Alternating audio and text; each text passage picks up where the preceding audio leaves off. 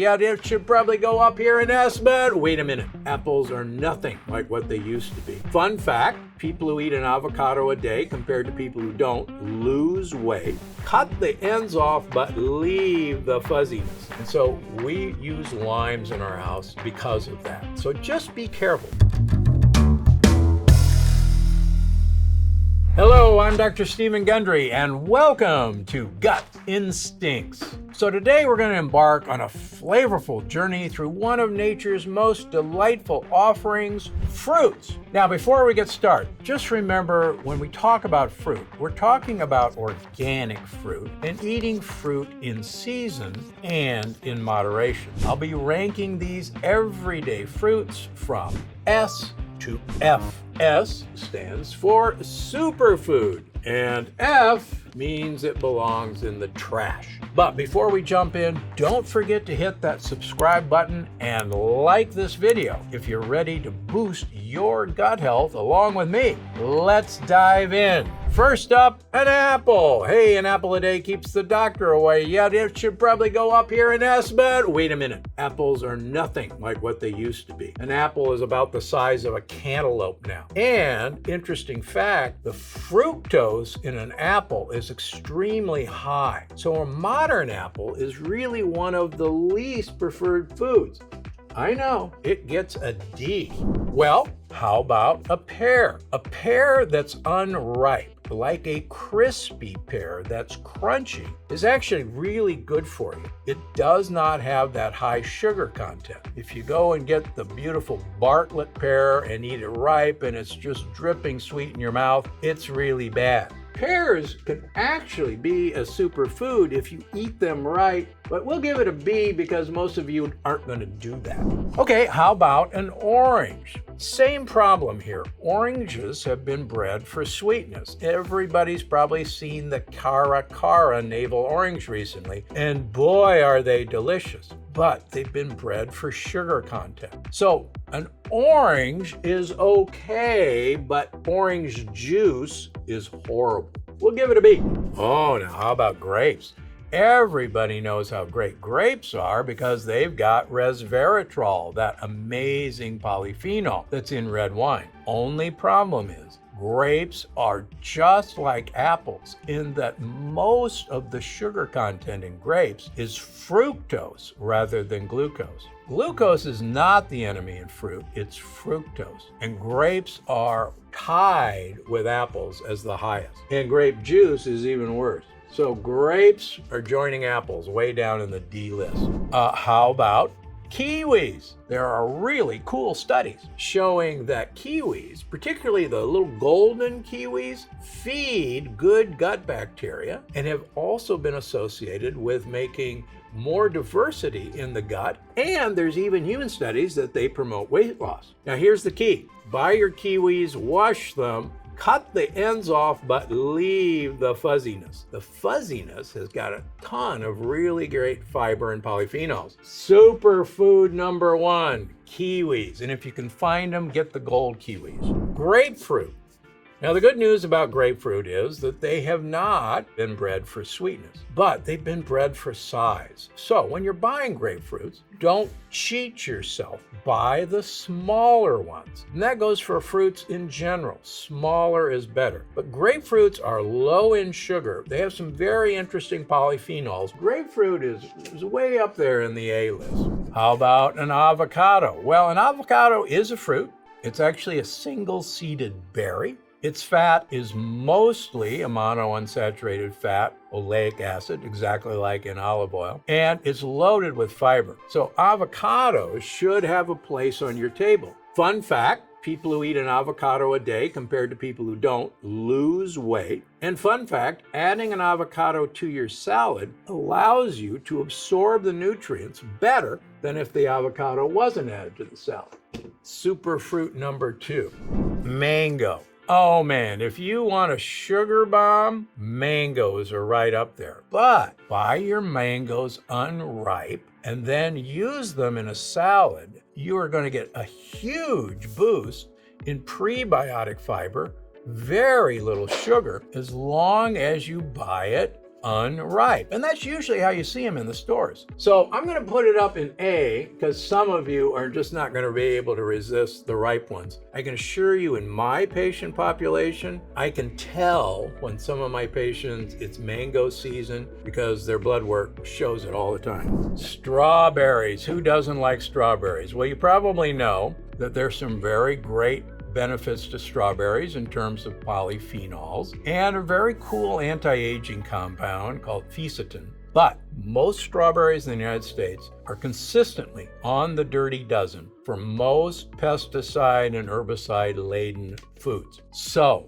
know where they're grown, get them organic, and by the way, strawberries should not be growing in January, February, March. Oh yeah, I can drive up to my home in Santa Barbara and pass the strawberry fields right now in February, but these are Franken strawberries. Stay away from them, please. So strawberries have a place as long as they're organic and in season. How about pomegranates? Pomegranates contain some fascinating polyphenols that are also present in walnuts and also present in raspberries. And it's egalitannins. And if you have the right bacteria in your gut, pomegranates will turn into this amazing postbiotic called urolithin A. And if you've watched my YouTubes on urolithin A, you know what I'm talking about. The other great thing is that pomegranates are seasonal, and it's really difficult to get pomegranates year-round.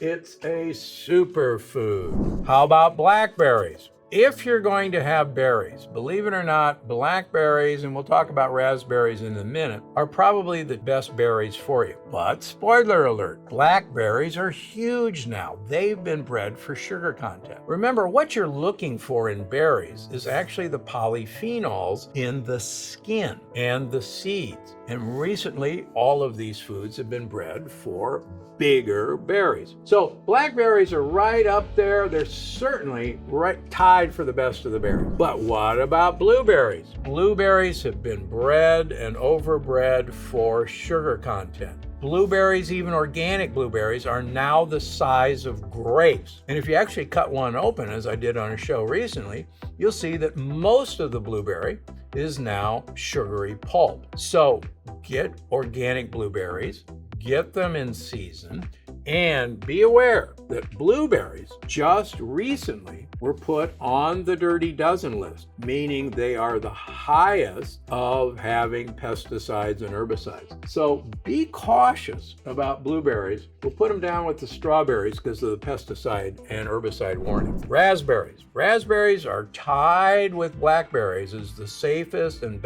most beneficial of the berries. Again, they've been bred for size, so find the smaller ones. You'll be better off. And remember, raspberries, like pomegranates, have that amazing polyphenol that if you're lucky, you'll make urolithin A. So raspberries, we'll put them with blackberries, tied with blackberries. Oh, a banana. So a banana, as most of you know, when it ripens, is a sugar bomb.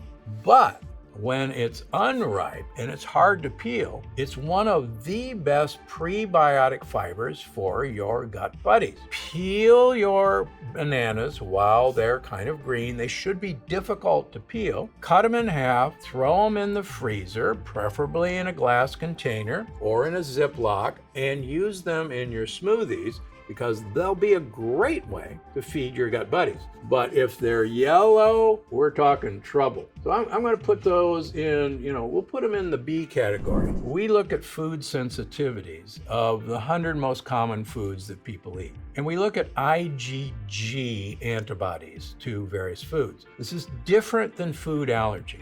And one of the things that surprised me when we started doing this a number of years ago is that lemons frequently pop up as a food that many people are sensitive to. Now, limes don't have the same effect. And so we use limes in our house because of that. So just be careful. Not everybody reacts to them, but I see it often enough that lemons now move down the list. Unfortunately, speaking of moving down the list, tomatoes.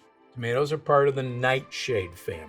Tomatoes have a really mischievous lectin in their peel and in their seeds. And traditionally, cultures that use tomatoes always peel and de-seed their tomatoes. And they're perfectly fine, but remember, they are not a vegetable, they are a fruit, and they do have sugar. Many of my patients are shocked when they're using tomato sauces that are made from peeled and de-seeded tomatoes that their triglycerides go up, all because this is actually a fruit. So tomato, the way most people eat them, they're an F. Sorry. All right, I went to medical school at Georgia, the peach state. I love peaches and the stone fruit family, but I have a number of patients who have antibodies to peaches and apricots. So that doesn't mean don't have them. But the wonderful thing about peaches is that they are seasonal. The bad thing about peaches is, having grown up and spent time in Georgia, a peach no longer is like a peach. A peach is about the size of a cantaloupe. So it's been bred for sugar content. So please, please be careful with your peaches. Pineapple. Everybody knows how good pineapple is for you. It's a digestive, shockingly way up on the list of fruits that people react to with antibodies, IgG food sensitivities, is a pineapple. Now, I personally think that that's because it is another tropical fruit that most of us in the world were never exposed to until Columbian trade. Even though it's touted as a digestive, this unfortunate fruit is reacted to by a number of people. It's down on the D list as well. Watermelon. Who doesn't love watermelon? Watermelon is just so wonderful, but remember that a seedless watermelon is a modern invention. I'm old enough to remember when we actually ate watermelon with seeds, and quite frankly, the seeds, getting them out or spitting them out, slows you down. So it's actually difficult to eat watermelon quickly. Now, the problem with watermelon, it's true, it's mostly water, hence the name, but watermelon, unfortunately, does have a high glycemic index. Use it in moderation. Look for the organic varieties, but please limit your portion. We'll give it, it's going down in the D. Finally, cherries, the good and the bad of cherries. If you can find tart cherries, and having trained at the University of Michigan, they are fabulous for you, believe it or not, in helping you sleep and in reducing uric acid, that problem that causes gout. But cherry juice and cherries like Bing cherries are giant fruit sugar bombs. Beware that cherries seem to magically appear twice a year. They magically appear in summer and fall in the United States where they're grown, but then magically this spring they appear from Mexico, Argentina, Chile that are not in season. So please avoid cherries except once a year, and please do not go to the big box stores and buy the giant bags or boxes of cherries and think that if a few cherries are good, a lot of cherries are better. I see this all the time from my patients who have heard how great cherries are. Cherries have some really cool polyphenols. They have some really cool things for gout. But once again, in season and moderation. Okay. So we got 3 superstars, kiwis, avocados, and pomegranates.